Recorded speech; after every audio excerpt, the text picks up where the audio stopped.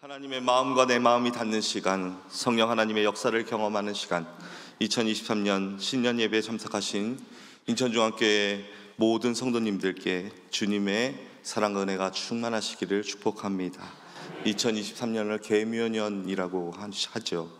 이 개는 흑색을 말하고 묘는 토끼를 말합니다. 검은 토끼의 해다 이렇게 알고 있는데요, 토끼는 우리가 알고 있는 바 가장 연약하고 힘없고 겁이 많은 그런 동물이죠. 근데 여러분, 사실 토끼가 그런 동물이 아니랍니다. 동물의 왕이 사자보다도 훨씬 더 강한 동물이 토끼라는 사실 여러분 알고 계십니까?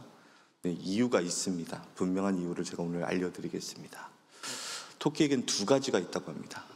깡이랑 총이 있다고 합니다. 깡총. 깡이 여러분 무엇입니까? 굳센 의지를 말하죠. 그리고 총은 무엇입니까? 가장 강력한 무기입니다. 저는 이걸 신앙적으로 한번 이렇게 풀어봤습니다. 깡은 어떠한 상황 속에서도 흔들리지 않는 굳건한 믿음. 총은 아멘 나와도 좋습니다. 우리에게 가장 큰 힘이 되시는 예수 그리스도. 아멘이십니까 여러분? 2023년 깡총 뛰는 토끼처럼 굳센 믿음과 주님과 함께 동행하는 우리 인천중앙교회 모든 성도님 되기를 바랍니다. 저는 오늘 마태복음 14장 22절로 33절의 말씀에 의지해서 물 위로 내딛는 첫걸음, 물 위로 내딛는 첫걸음이라는 제목과 주제로 말씀의 은혜를 함께 나누어 보고자 합니다. 여러분, 제가 질문 한 가지 드리겠습니다. 보기 중에 성경에서 하나님께서 가장 많이 하신 말씀이 무엇인지 여러분 맞춰보시기 바랍니다. 1번 희생하여라, 2번 사랑하여라, 3번 두려워 말라. 지명에서 이렇게 얘기하지 않겠습니다. 마음속으로 여러분 선택해 보시기 바랍니다. 모를 땐 긴 게 답인데 제가 그래서 여러분 5글자로 맞췄습니다.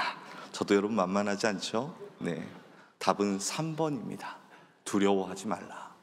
무려 성경에서 360회 이상이나 우리 주님께서는 두려워하지 말라, 두려워하지 말라 이렇게 말씀을 하십니다. 왜 이렇게 많이 말씀하셨을까요?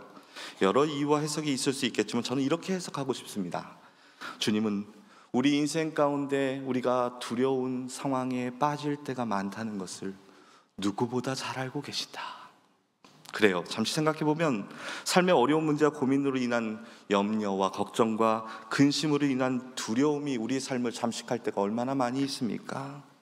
물론 두려워서 해답을 얻고, 두려워해서 마음의 평화가 찾아오고, 두려워해서 우리의 삶의 문제가 해결된다면 성경에서 그렇게 많이 두려워하지 말라라고 말할 이유가 없겠지요. 그런데 두려움은 단순히 우리의 감정이 흔들리고 상하는 차원이 넘어서 우리의 영이 죽고 사는 문제로 확대될 수 있기 때문에 그렇다는 겁니다. 신앙의 영역에 있어서 이 두려움이라는 것은 우리의 신앙과 믿음을 송두리째 뒤흔들고 뽑아버릴 수 있는 그런 위험성을 갖고 있는 아주 강력한 악의 힘이 될 수 있다는 거예요. 그래서 이 마귀 사탄은 강교한 방법과 상황, 술책들을 통원해서 우리의 삶의 자리에서 우리에게 늘 두려움이라는 것을 조장한다는 것이죠. 오늘 바로 이 극한의 두려움과 마주하게 되는 제자들을 우리는 만나게 될 것입니다. 오늘 이 말씀을 통해서 우리 주님께서는 우리에게 어떤 메시지를 전해주실지 함께 말씀 속으로 들어가 보도록 하겠습니다. 우리 함께 22절의 말씀 함께 읽도록 합니다. 예수께서 즉시 제자들을 재촉하사 자기가 무리를 보내는 동안에 배를 타고 앞서 건너편으로 가게 하시고. 아멘. 여러분, 재촉이라는 말이 무엇입니까? 어떤 일을 빨리 하도록 조르는 것이 재촉이지요.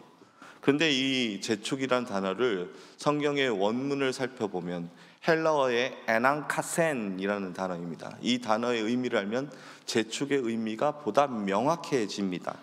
이 에난카센은 억지로 시키다, 억지로 시키다라는 의미입니다. 그렇다면 오늘 본문의 신앙사건은 주님의 의도와 계획이 다분히 녹아있는 사건이라고 큰 풀이 해석이 가능한 것이죠.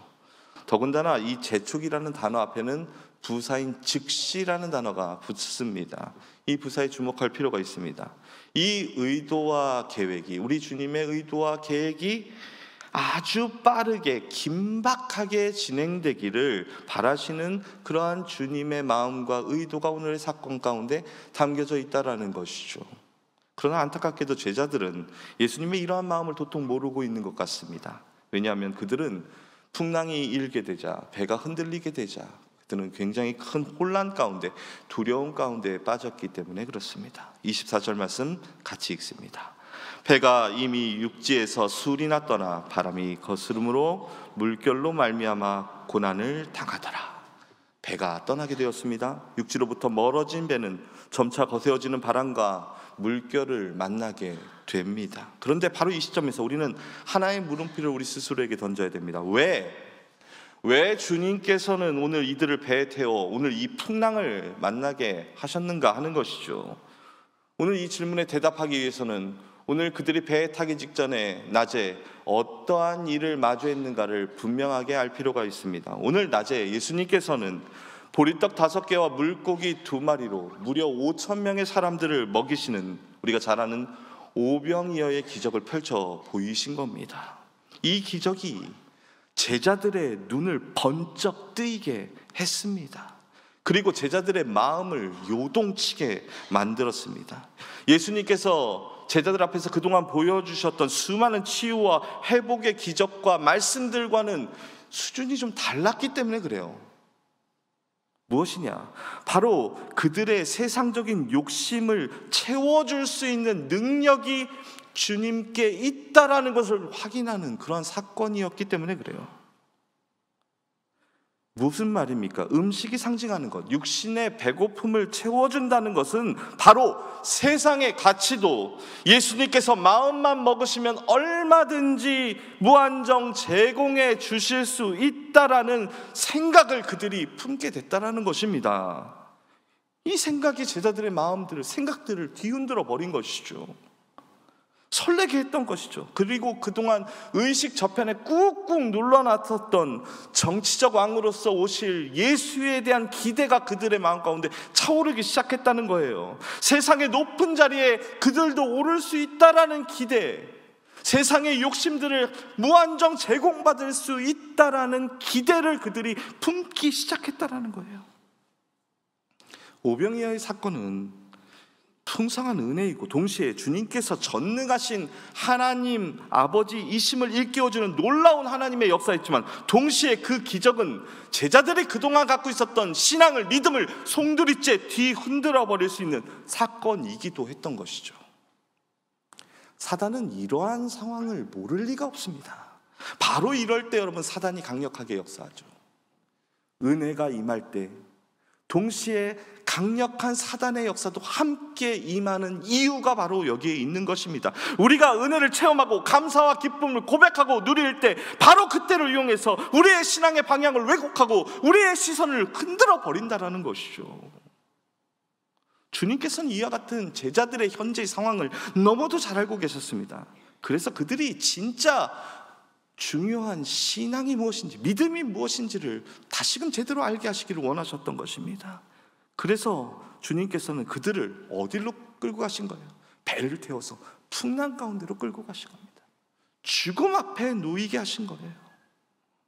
죽음의 상황을 마주하게 되었을 때 그들의 현 주소가 드러나기 때문에 그렇죠. 역시나 예수님의 생각이 맞았습니다. 예수님을 믿고 수많은 기적과 하나님의 말씀을 듣고 따랐던 제자들이었지만 죽음의 상황 가운데서 그들은 결코 담대할 수 없었습니다. 오늘뿐 아니라 그동안 그들이 주님을 믿고 따랐던 모든 것들이 그들의 머리 가운데서, 마음 가운데서 사라져 버렸습니다. 오직 그들의 눈앞에는 거대한 폭풍과 바람, 일렁이는 파도, 금세라도 뒤집혀 버릴 것 같은 배만이 있었던 것이죠. 자, 그들이 이러한 극심한 공포 가운데 휩싸이게 되었을 때 이제 어떤 일이 벌어졌는지 함께 보도록 하겠습니다. 25절과 26절의 말씀 같이 읽습니다. 밤사경에 예수께서 바다 위로 걸어서 제자에게 오시니 제자들이 그가 바다 위로 걸어오심을 보고 놀라 유령이라 하며 무서워하고 소리 지르거늘. 아멘. 바로 이때 예수님께서 고난당하고 두려움에 빠져 떨고 있는 제자들 가운데로 어떻게 하십니까? 찾아오십니다. 그냥 나타나신 것이 아니라 밤 사경에 나타나셨다고 하죠. 이것은 또 하나의 의미가 있습니다. 당시 마태복음을 기록했던 저자 마태는 로마식 시간법을 따르고 있었는데요, 로마식 시간법은 밤을 4수로 구분합니다. 그래서 저녁 6시부터 9시까지를 1경이라고 합니다. 그리고 9시부터 12시까지는 2경이라고 하고요, 12시부터 3시까지는 3경이라고 합니다. 그러면 질문입니다. 3시부터 6시까지는 몇 경이 여러분 되겠습니까? 감사합니다. 이걸 또 3경 하시면 제가 참 설교하기가 힘들어지죠. 가장 늦은 시간에 나타나셨다는 거예요. 가장 깊은 밤 가운데 나타나셨다는, 이 말은 우리가 성경을 한 줄 읽고 넘어갔지만 그들이 밤새도록 이 폭풍 가운데서 괴로워하고 힘들어하고 갈등하고 번민하고 고통스러워했다라는 것을 의미하는 것이죠. 그때 주님이 나타나셨다는 겁니다. 바로 그때예요. 제자들은 참으로 기가 막힌 말과 행동을 하죠. 물론 그들이 밤새 겪은 풍랑의 고초와 목숨을 위협하는 이 고통을 10분 이해합니다마는, 배 위에서 제자들은 바다 위로 걸어오시는, 그들을 구원하러 오시는 주님을 앞에 두고 뭐라고 이야기합니까 여러분? 유령이라, 귀신이라고 예수님을 말합니다. 죽음의 공포 가운데 제자들의 믿음의 실체가 여러분 이렇게 증명된 것입니다. 그런데 여러분, 우리 주님께서는 이런 제자들을 향해서 혀를 차시지도 어떠한 책망도 하지 않으시네요. 여러분 27절 말씀 같이 읽겠습니다.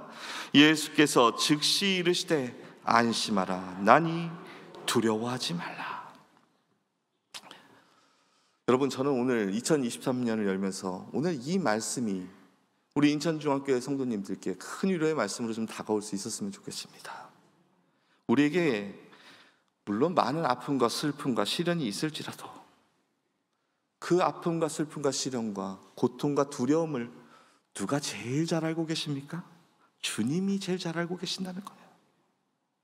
커다란 진리를 일깨워 주시기 위해, 그들의 믿음을 다시 세워주시기 위해 그들을 사지로 내모셨지만 누구보다도 그들의 마음과 생각을 아시는 주님이시기에 오늘 그들에게 곧바로 안심하라, 나니 두려워하지 말라, 여러분 이렇게 위로하고 계시네요.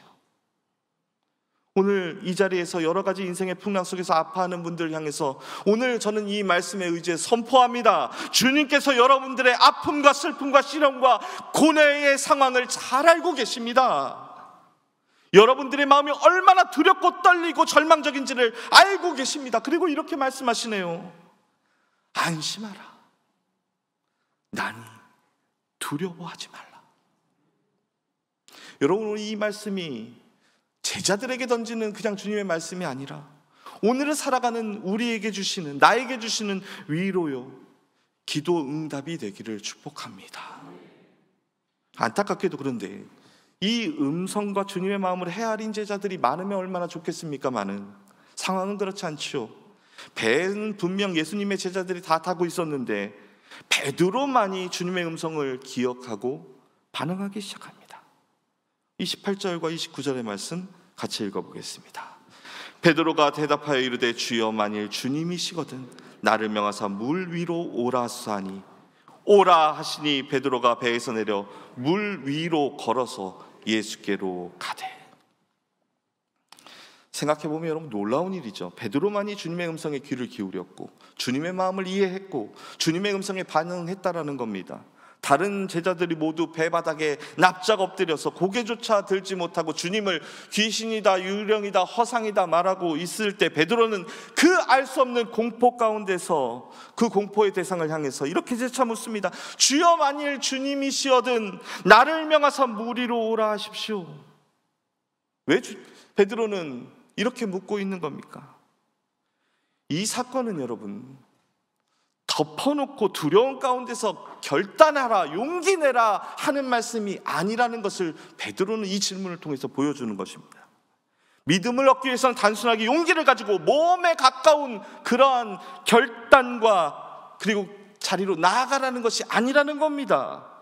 믿음은 시험을 통해서 증명되는데 그 믿음을 훈련받기 위해서는 3가지 단계가 필요하다는 것을 오늘 베드로의 질문을 통해서 우리는 확인하게 되죠. 첫 번째, 나에게 지금 주시는 시련과 시험의 의미가 과연 무엇인가? 두 번째, 나를 구원해 주실 이가 누구인가? 마지막 세 번째, 던진 질문에 주님께서 오라 말씀하실 때, 기적이 아니라 주님이 말씀하실 때 그 말씀에 순종으로 나아가는 것.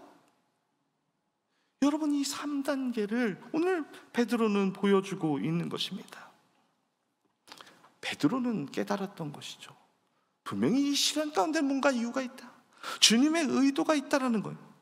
그래서 이렇게 묻습니다. 만일 주님이시라면, 이런 상황을 만든 것이 주님이시라면, 우리에게 지금 찾아오신 이유가 분명히 주님 가운데 있다면, 이 폭풍과 환난 가운데서 나를 구원하실 리가 주님이시라면, 이런 말이 되는 것이죠. 그런데 여기서 이 질문이 더욱 귀한 이유는 여기에 있습니다. 나에게 명령하셔서. 뭐라고요, 여러분? 나에게 명령하셔서. 이 순종의 요청이 귀한 이유가 여기에 있습니다. 만일 진짜 주님이시라면 다른 사람이 아니라 나를 그 구원의 현장으로 초대해달라는 거예요. 주님께서는 주님의 음성과 뜻에 우리가 반응하기를 원하실 때, 순종하기를 원하실 때 우리에게 말씀하시면서 동시에 무엇을 보여주십니까? 상황도 보여주시죠. 판단할 수 있게 상황을 펼쳐 보여주세요. 여러분, 그럴 때 대부분 어떻게 합니까? 여러분, 우리가 그 상황을 바라보고 너무 힘들 것 같고 너무 많은 희생과 헌신과 고통이 수반될 게 뻔히 보일 때, 주여 나를 보내지 마시고 쟤를 보내주십시오. 여러분, 이럴 때가 우리가 얼마나 많이 있습니까? 어느 교회에서, 우리 교회가 전혀 상관이 없는 교회가 되겠죠? 어느 교회에서 우리 교회처럼 이렇게 아름다운 성전을 봉헌하기로 결단을 하고 새 성전을 짓기로 결단을 했다고 합니다. 꼭 이런 얘기하고 나면 끝나고 나서 어떤 교회냐고 묻는 분 계신데 묻지는 마십시오, 여러분. 헌금을 얼마 하실 건지를 서로 물었는데 보통 10억 정도가 모이지 않더랍니다. 그래서 담임 목사님께서 기도하는 도중에 하나님께서 지혜를 주셨대요. 그래서 설교 중에 갑자기 티슈 한 장을 꺼내듭니다. 오늘 새벽 하나님께서 저에게 응답하여 주셨습니다. 제가 오늘 이제 기도를 하고 이 티슈를 후 불어서 여러분들께 날려보낼 겁니다. 그 티슈가 떨어지는 그 사람이 헌신을 감당해 주십시오. 그리고 기도를 하고 티슈를 날립니다. 근데 티슈가 펄렁펄렁 날아가면서 앞에 앉아 계신 장로님 앞에 떨어지기 시작합니다. 이 장로님이 어떻게 하셨을까요? 그 티슈가 자기의 얼굴 앞으로 떨어지는 그 순간 갑자기 벌떡 일어나며 할렐루야 후 티슈를 날려버립니다. 그랬더니 그 티슈가 옆으로 폴폴 날아가서 또 다른 장로님께 떨어집니다. 그랬더니 그 장로님이 어떻게 받으셨을까요? 아멘 후. 그 교회는 할렐루야 아멘이 그 예배 시간 가운데 끊이지 않았답니다. 무슨 얘기입니까? 누구도 헌신에 충성하지 않으려고 하죠. 순종하지 않으려고 하죠. 왜? 희생이 수반되기 때문에 그래요.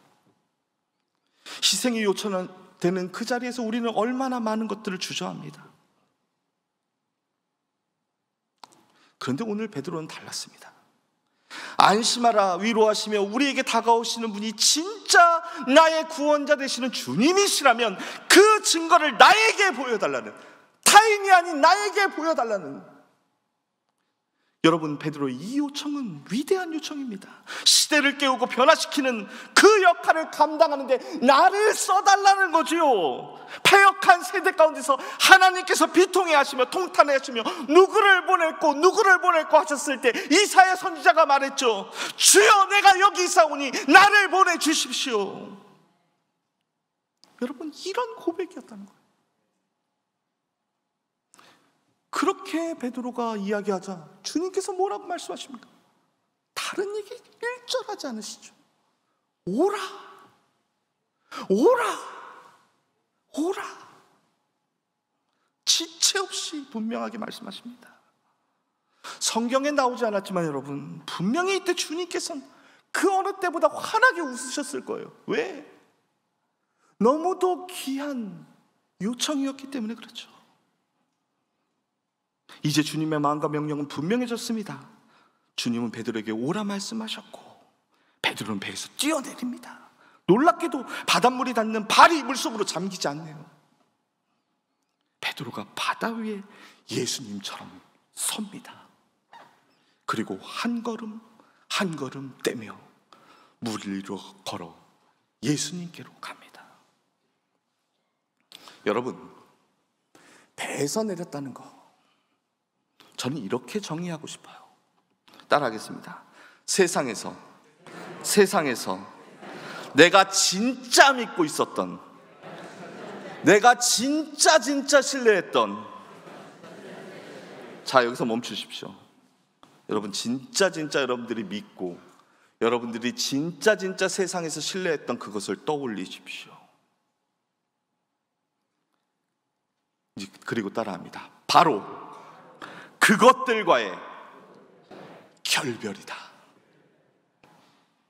사실 우리는 예수 그리스도를 믿는다고 입으로 고백하면서 정작 우리의 행동과 태도는 그 반대일 때가 얼마나 많이 있습니까? 천국의 가치를 추구한다 하지만 여전히 우리는 세상의 가치를 원합니다. 기도한다 하지만 하나님의 뜻을 구하는 것이 아니라 우리의 욕심을 이뤄달라는 기도를 드리며 살아갑니다. 우리는 세상에 참 많은 것들을 믿고 살아가지요. 내가 안전하고 있다고 확신하는 것들을 여기고 살아갑니다. 학벌, 재산, 건강, 지위, 자녀, 직장, 부모, 인맥, 이런 것들 말이죠. 오늘 본문의 제자들과 우리는 똑같습니다. 돌아보면 우리의 삶의 수많은 여정 가운데 베푸신 하나님의 사랑과 은혜의 기억들이 우리 삶 가운데 켜켜이 쌓여 있음에도 불구하고 우리는 내가 원하는 욕망을 채워줄 수 있는 기적만을 원하는 것이죠. 또는 오늘처럼 거센 풍랑과 폭풍을 만나게 될 때는 두려움에 매몰되어서 그 사랑과 은혜마저도 잃어버리고 맙니다. 나를 위해, 나를 구원하시기 위해, 나에게 진정한 믿음의 의미를 알게 하시기 위해 찾아오시는 그 주님의 음성을 듣지 않고 들으려 하지 않고 세상의 풍랑 속에서 나를 지켜줄 것은 이 배뿐이라고 생각하면서 꼼짝도 하지 않는 제자들과 우리의 삶이 여러분 맞닿아 있다는 것이죠. 오늘 우리가 붙들어야 될 은혜는 이것입니다. 예수님께서는 현재 배 위에 계시지 않다는 거예요. 저기 바다 한복판, 풍랑이 있는 저 바다 한복판에 주님께서 계시다는 거예요. 그렇다면 여러분, 우리는 어디에 서 있어야 됩니까? 배 위입니까? 풍랑이 있는 바다 위입니까? 이제 우리가 선택하고 실행에 옮겨야 할 것은 오직 한 가지입니다. 이제 우리의 발걸음을 떼어 배에서 내려 바다 위에 발을 올리는 겁니다. 나를 지켜준다고 믿고 있었던 배를 거부하고 바다 위로 발을 내딛는 베드로는 우리에게 분명한 신앙의 길을 제시주고 있는 것이죠. 주님이 계신 저 바다를 바라보면서 오라 부르시는 그 음성을 향해서 두려움을 넘어 발걸음을 떼게 될 때 베드로는 인류 역사상 처음으로 바다 위를 걷는 기적을 경험하는 사람이 되었는 줄 믿습니다. 자, 이제 오늘 말씀 어떻게 흘러가는지 보도록 하겠습니다. 30절 말씀 같이 읽겠습니다. 바람을 보고 무서워 빠져가는지라 소리질러 이르되 주여 나를 구원하소서 하리. 베드로가 예수님을 향해 물 위를 걸어갑니다. 근데 주님과의 거리가 제법 되었던 것 같아요.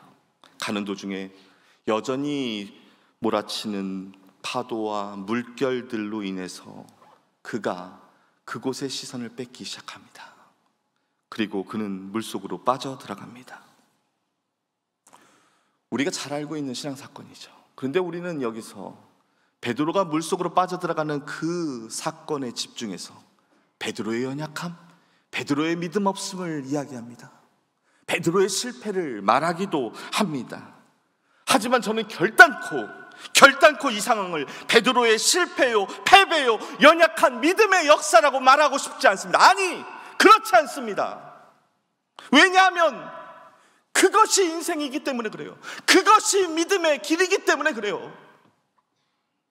제가 오늘 설교의 서두에서도 분명하게 밝혔듯 우리의 인생 가운데 두려움이 가득하다는 것을 온 우주에서 누가 제일 잘 알고 계십니까, 여러분? 우리 주님 아니십니까? 우리가 우리 인생길을 걸어가며, 우리 신앙의 길을 걸어가며, 여정을 밟아가며 우리는 끊임없이 갈등할 수밖에 없어요. 연약해서 흔들릴 수밖에 없어요. 풍랑이는 바다 가운데서 풍랑을 바라볼 수밖에 없어요. 여러분, 그럴 수도 있는 것입니다.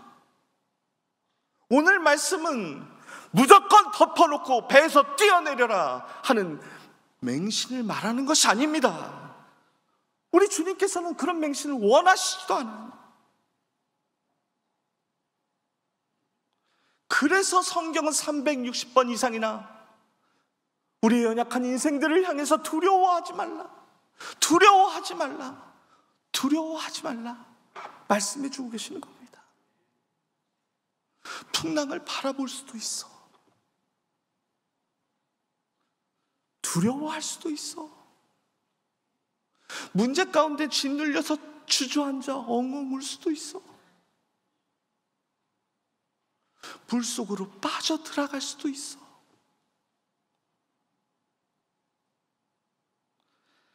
하지만 여러분, 기억하십시오.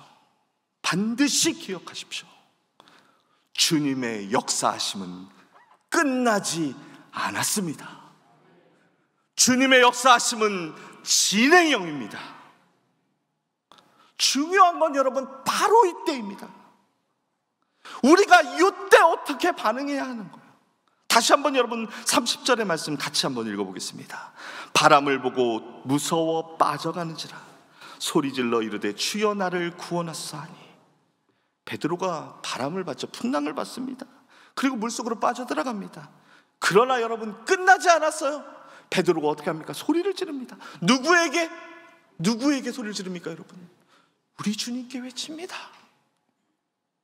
그가 소리 지르는 대상이 명확하지요. 나의 구주 예수 그리스도셨습니다. 배 위의 제자들이 예수님을 유령이다, 허상이다, 귀신이다 말하고 있었을 때, 그러면서 주님을 쳐다보지도 않았을 때 베드로는 그분을 향해서 손을 내밀어 주여 나를 구원하소서라고 요청하고 있는 겁니다. 여러분, 믿음이라는 것이 이거예요. 물에 빠지더라도, 잠겨가더라도, 죽을 것 같더라도, 그 위기를 자초한 것이 나의 선택일지라도 나를 구원하실 리가 주님이시고, 그 구원에 대한 확신이 우리 가운데 있어 주님의 이름을 부르고 손을 내밀게 되는 것. 반드시 그렇게 될 때 주님께서는 그 손을 붙잡아 주시는 줄 믿습니다. 예수님께서는 즉시 손을 내미셨죠. 그리고 베드로를 붙잡아 물 위로 끌어올려 주십니다. 그리고 다음과 같이 말씀하시죠. 우리 31절부터 33절까지 오늘 말씀의 끝을 향해 가보도록 하겠습니다. 함께 읽습니다. 예수께서 즉시 손을 내밀어 그를 붙잡으시며 이르시되 믿음이 작은 자여 왜 의심하였냐 하시고 배에 함께 오르사 바람이 그치는지라. 배에 있는 사람들이 예수께 절하며 이르되 진실로 하나님의 아들이로소이다 하더라. 아멘. 아멘. 31절에 주님께서 믿음이 적은 베드로야 왜 의심하였니? 이렇게 물으시죠. 여러분, 이것은 베드로를 향한 질책이 아닙니다. 놀란 베드로를 다독이시며 위로하시는 우리 주님의 위로의 말씀인 줄 믿습니다. 이제 베드로는 배 위로 올라왔죠. 풍랑은 잔잔해졌습니다. 비로소 그제서야 배 위로 걸어오신 주님을, 그리고 제자인 베드로를 보면서 알게 됩니다. 고백하게 되죠. 주님께서 하나님의 아들이시라고 말입니다. 말씀을 정리하겠습니다. 저는 오늘 이 신앙 사건이 우리에게 영원한 승리의 역사가 되었으면 좋겠습니다. 그렇게 기억되었으면 좋겠어요. 그리고 우리도 그와 같은 승리의 역사의 주인공이 되었으면 좋겠다는 그러한 결단을 품었으면 좋겠습니다. 결국 주님이 함께 하시면 승리하지 않겠습니까? 우리의 삶 가운데 예수님께서 함께 하시는 역사가 그쳐졌습니까? 아니죠. 2023년을 허락하셨다는 것은 여전히 우리의 삶 가운데 주님의 역사는 진행형이라는 의미 아니겠습니까? 이제 우리는 우리의 삶 가운데 여전히 2023년도에도 고통과 시련과 풍랑들을 만나게 될 것입니다. 그러나 여러분 걱정하지 마십시오. 그 풍랑의 의미, 시련의 의미, 고통의 의미를 알고 주님께서 기적의 역사로 우리를 초청하실 때, 오라 하실 때 그 말씀에 순종하여 무리로 첫걸음을 내디고, 비록 우리의 발이 바닷속으로 빠질지라도 주님 바라보며 주여 나를 구원하소서 기도하게 된다면 나의 손을 붙잡아 일으키시는 주님의 기적을 경험하게 될 줄 믿습니다. 주님과 함께 손을 맞잡고 무리를 함께 걸어가는 기적의 주인공이 내가, 우리 인천중학교의 온 성도가 될 줄 믿습니다. 주님의 손에 붙들려 함께 무리를 걸어가는 이 위대한 승리의 역사가 나의 경험, 나의 간증, 나의 은혜의 고백이 되길 꿈꾸며, 여러분 우리 2023년도 함께 주님과 그 길을 걸어가는 우리 인천중학교의 모든 성도님들 다 되시기를 주님의 이름으로 축복드립니다.